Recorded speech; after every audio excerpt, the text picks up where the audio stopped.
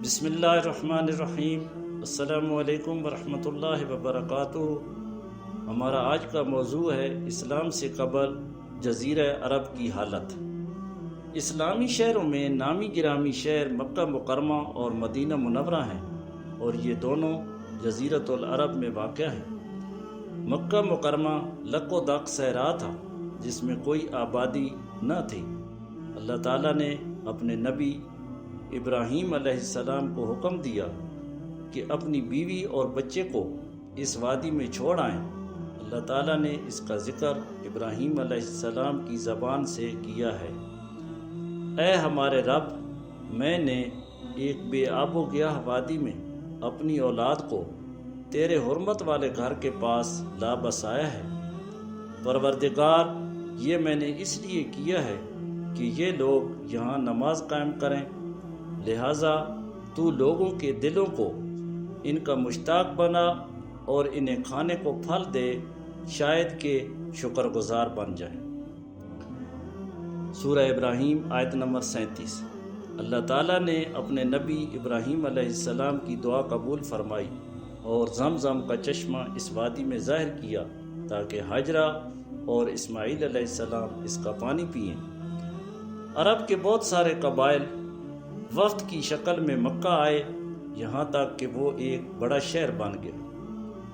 جب اسماعیل علیہ السلام بلوغت کو پہنچے تو اللہ تعالیٰ نے ابراہیم علیہ السلام کی طرف وحی کی کہ کعبہ تعمیر کریں۔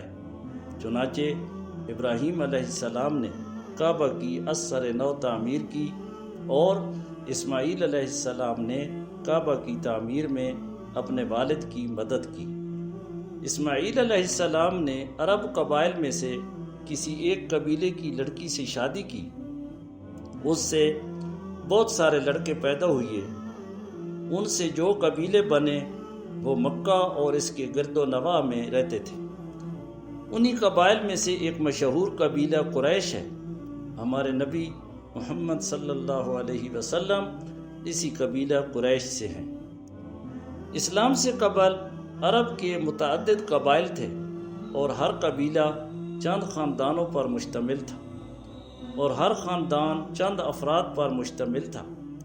قبیلے کی باغ ڈور بوڑھے کے ہاتھ میں ہوتی تھی۔ قبیلے کے افراد اپنی حفاظت ہر قسم کے باغیوں سے خود کرتے تھے۔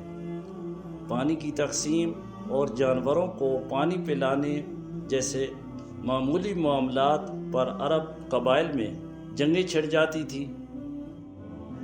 عرب کی دو قسمیں تھیں۔ ایک حضر، ان باشندگان کو کہا جاتا تھا جو شہر میں رہتے تھے، تجارت، کھیتی باڑی اور صنعت و حرفت ان کا مشغلہ تھا۔ دوسرے بدو، ان باشندگان کو کہا جاتا تھا جو صحراؤں میں چٹیل میدانوں میں اپنی زندگی بسر کرتے تھے۔ ان کا مشغلہ اونٹ اور بکریاں چرانا تھا۔ اسلام سے قبل عرب بہت ساری اخلاقی صفات سے متصف تھے۔ جود و سخا اور پڑوسیوں کا احترام، وعدہ پورا کرنا، خودداری و عزت نفس، حلم و بردباری، سنجیدگی، سچائی اور امانت جیسی صفات ان میں موجود تھیں۔ اسی طرح ان میں چند بری عادتیں بھی تھیں۔ شراب نوشی، لڑکیوں کو زندہ در غور کرنا، سودی کاروبار، مرد و زن کا اختلاط، زناکاری و فحش گوئی کوئی بڑا جرم نہیں سمجھا جاتا تھا۔ عورتوں کی خرید و فروخت عام تھی، ان کے ساتھ وحشیانہ سلوک کیا جاتا تھا۔ اللہ تعالیٰ نے اسلام جیسا دین بھیج کر عرب کی اخلاقی حالت کو سنوارا۔ سیاسی حالات، لوگ مالک اور غلام یا حاکم و محکوم دو طبقوں میں بٹے ہوئے تھے۔ سارے فوائد سربراہوں اور خصوصاً غیر ملکی سربراہوں کو حاصل تھے، اور سارا بوجھ غلاموں کے سر تھا۔ اسے زیادہ واضح الفاظ میں یوں کہا جا سکتا ہے کہ رعایا در حقیقت ایک کھیتی تھی جو حکومت کے لیے محاصل اور آمدنی فراہم کرتی تھی، اور حکومتیں اسے لذتوں، شہوتوں، عیش رانی اور ظلم و جبر کے لیے استعمال کرتی تھی، اور ہر طرف ان پر ظلم کی بارش ہو رہی تھی، مگر حرف شکایت زبان پر نہ لا سکتے تھے، بلکہ ضروری تھا کہ طرح طرح کی ذلت اور رسوائی اور ظلم و جبر برداشت کریں اور زبان بند رکھیں، کیوں کہ جبر و استبداد کی حکمرانی تھی اور انسانی حقوق نام کی کسی چیز کا کہیں کوئی وجود نہ تھا۔ جو قبائل اندرون عرب آباد تھے ان کے بھی جوڑ ڈھیلے اور شیرازہ منتشر تھا۔ ہر طرف قبائلی جھگڑوں، نسلی فسادات اور مذہبی اختلافات کا بازار گرم تھا۔ اندرون عرب کوئی سننے والا ہی نہیں تھا جس کی طرف مشکلات اور پریشانیوں میں رجوع کیا جا سکے اور جس پر وقت پڑنے پر اعتماد کیا جا سکتا۔ مکہ مکرمہ میں اللہ تعالیٰ کی عبادت دین ابراہیمی پر تھی اور اس دین کے ماننے والے کو دین حنیف کہا جاتا تھا، یعنی اللہ واحد کے پرستار اور اس کی عبادت کرنے والے۔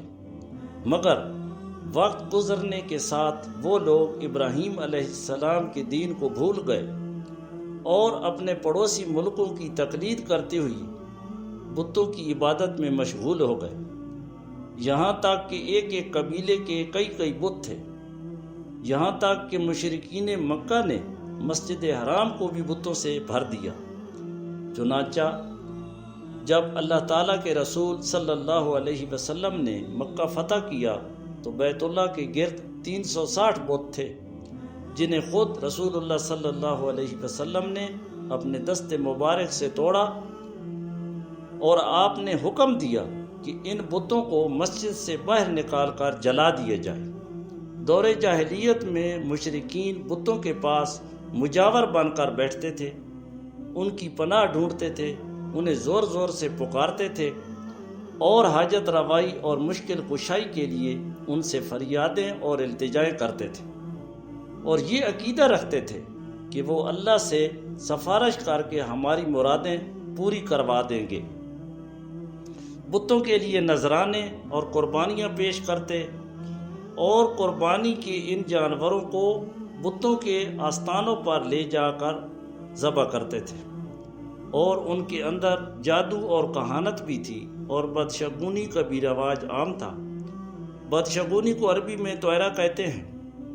کہانت یہ ٹونے ٹوٹکے سے غیبی امور کی خبریں دینا، اور طیرہ اس کی صورت یہ تھی کہ مشرکین کسی چڑیا یا ہرن کے پاس جا کر اسے بھگاتے تھے، اگر وہ جانور دائیں جانب بھاگتا تو اسے نیک شگون سمجھا جاتا، اور اگر بائیں جانب بھاگتا تو اسے نحوست کی علامت سمجھا جاتا تھا۔